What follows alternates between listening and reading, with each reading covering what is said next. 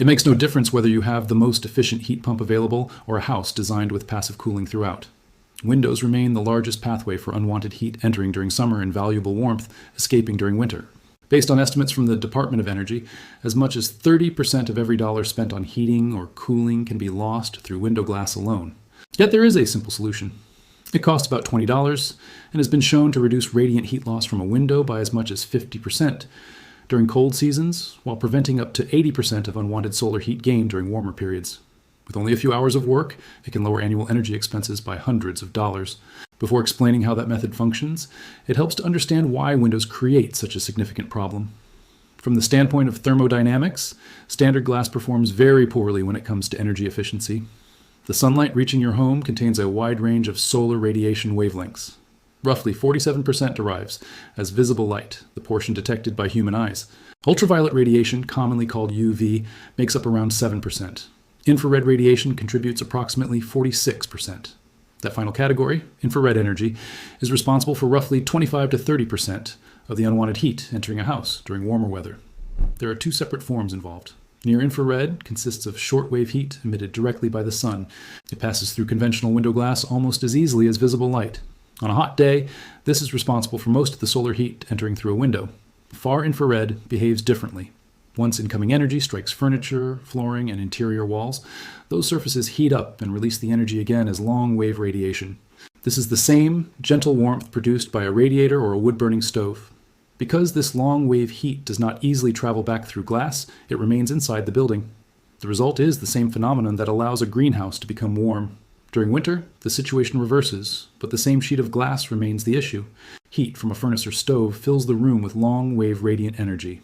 Instead of sending that warmth back into the living space, the glass absorbs it, transfers it across the pane, and releases it into the colder outdoor air. Engineers describe this behavior using a property known as emissivity, which measures how readily a material radiates heat away.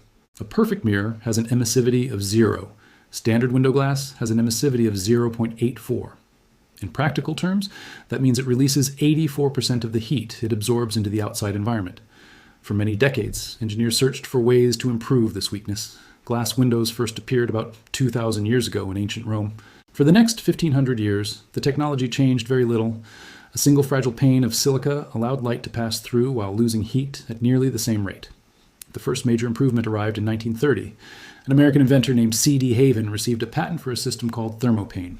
Recognizing that trapped air provides excellent insulation, he placed a sealed layer of dry air between two sheets of glass. Throughout the following 20 years, the double pane arrangement became the standard for residential construction. It reduced heat loss through the glass by roughly half. However, it did not solve the problem of infrared radiation responsible for unwanted solar heat gain. That challenge remained unresolved until the energy crises of the 1970s pushed fuel costs sharply higher. As the energy crisis unfolded, researchers at MIT working alongside Lawrence Berkeley National Laboratory reached a similar discovery. A very thin silver layer placed within the glass remained nearly invisible to people, yet it reflected long-wave heat almost perfectly. That innovation marked the beginning of low-emissivity glass. Even so, the technology came with important drawbacks. The silver coating was extremely fragile. The instant it came into contact with open air, tarnishing began. Because of that, the coating had to be enclosed inside a newly manufactured factory window. For many years, purchasing entirely new glass was the only way to obtain the benefit. Even now, replacing just one window can cost approximately $2,200. Outfitting an entire house quickly becomes a major expense. What eventually moved the concept beyond factory production was a more adaptable version of the same principle. Engineers developed a durable polyester film containing a microscopic metallic layer, similar to the original design. Unlike the earlier approach, it could be installed directly on the room-facing side of existing glass. Visible light continues to pass through the material. Daylight remains, and the outside view stays intact. Long-wave far-infrared heat, however, encounters what is effectively a metallic barrier. At the same time, radiant warmth generated inside the home is reflected back into the living space rather than escaping outdoors. As a result, the emissivity of the glass can fall from 0.84 to as little as 0.2. The window no longer behaves like a thermal leak. Instead, it becomes a thermal mirror. It stays transparent to sight while reflecting heat energy. Low-E film represented a major advance in controlling unwanted household heat gain. Modern low-E window units are impressive pieces of engineering. Their cost, however, often creates payback periods ranging from 13 to 40 years. Film changed that equation by making the same concept dramatically more affordable. The material itself can cost as little as $2 per square foot. That means an entire home can often be treated for only a few $100s. By reducing emissivity, a quality film lowers winter radiant heat loss by 30 to 40%. It also blocks more than 60% of solar heat gain during summer. The Department of Energy places low E film among its highest ranked conservation options and associates it with a 15 to 20% reduction in yearly heating and cooling energy consumption. Instead of waiting decades to recover the investment, the average payback period falls between 1 and 3 years. With a quality product, homeowners can obtain roughly 80% of the thermal performance delivered by a new window while spending only about 5% of the replacement cost. Compared with many competing solutions, E-film remains among the least expensive and simplest upgrades available. A heavy thermal curtain provides insulation only when closed. That means sacrificing both natural light and the outdoor view. The moment the curtain opens, the benefit disappears. Film works differently. It remains attached to the glass and operates continuously every hour of every day. During winter, it helps retain indoor warmth. During summer, it reflects unwanted solar heat away. All of this happens without any ongoing effort. Before installing it, however, there is a critical issue to understand. A mistake here can transform a $20 improvement into a costly repair. Low quality or poorly tested film can cause glass failure through a phenomenon known as thermal stress fracture.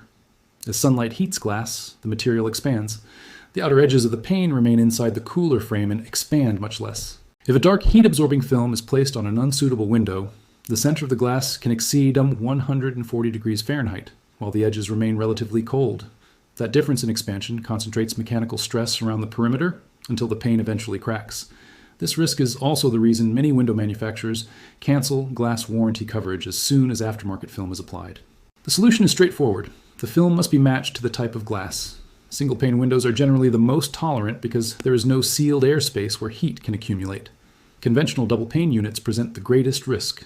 These windows require high transmission, silver-sputtered low-E films designed to reflect heat rather than absorb it. Dark absorbing tints should be avoided, especially those that capture more than 40% of incoming sunlight. Tempered glass performs much better under these conditions. Because of manufacturing processes that increase its strength to as much as 4 times that of standard glass, it can tolerate nearly any film option. For homeowners prepared to take their time, this is among the most satisfying weekend upgrades available. No power equipment is required. No specialized expertise is necessary. A steady hand and patience are usually enough. The process begins with planning. The greatest benefits come from the largest glass surfaces and from windows receiving the strongest direct sunlight. In most homes, that means south-facing and west-facing windows should receive attention first. Next comes selecting the appropriate film for local conditions. In hot climates, the preferred choice is a solar control film with a low solar heat gain coefficient. This value measures the portion of the sun's heat allowed to enter through the glass. Lower numbers help reflect more heat away. In colder northern regions, the opposite approach works best. A high solar gain low E film allows valuable winter sunlight to enter during daylight hours while helping retain warmth after sunset. Installation then follows a 4-step procedure. The first step is also the one most frequently ignored. The biggest obstacle to a flawless installation is not poor adhesive. It is contamination that cannot easily be seen on the glass surface. Common window cleaning products often leave behind silicone and ammonia residues. Those substances interfere with adhesion. Instead, the glass should be washed using distilled water, combined with a few drops of dye-free and scent-free baby shampoo. This mixture removes dirt without leaving residue behind. After spraying the pane, every section is scraped with a new razor blade held at a shallow angle. This removes baked-on particles that remain invisible to the eye. The surface is then squeegeed dry. The next stage involves cutting the film on a clean, level work surface. Leave 1 inch of extra material on all 4 sides to provide room for adjustment. The following step is what makes installation dramatically easier. As the protective liner is removed, both the glass and the adhesive side of the film are saturated with the same cleaning solution. The water temporarily neutralizes the adhesive effect. Rather than sticking instantly, the film floats on a thin layer of liquid, allowing it to slide smoothly into position. Without that moisture layer, the adhesive grabs immediately upon contact. Any attempt to reposition the material can cause damage or tearing. Once centered, the film is pressed firmly using a squeegee. Work from the middle toward the edges with overlapping passes to force trapped air and water outward. The remaining excess material is then trimmed using a fresh blade. A deliberate gap of 1/16 of an inch should remain next to the frame. That space is invisible from 1 foot away, but it serves an important purpose. It allows the remaining moisture to evaporate throughout the 2 to 4 week curing period. It also prevents the frame from catching the film as seasonal expansion and contraction occur. After curing is complete, maintenance is simple. Clean the surface only with a soft cloth and mild soap.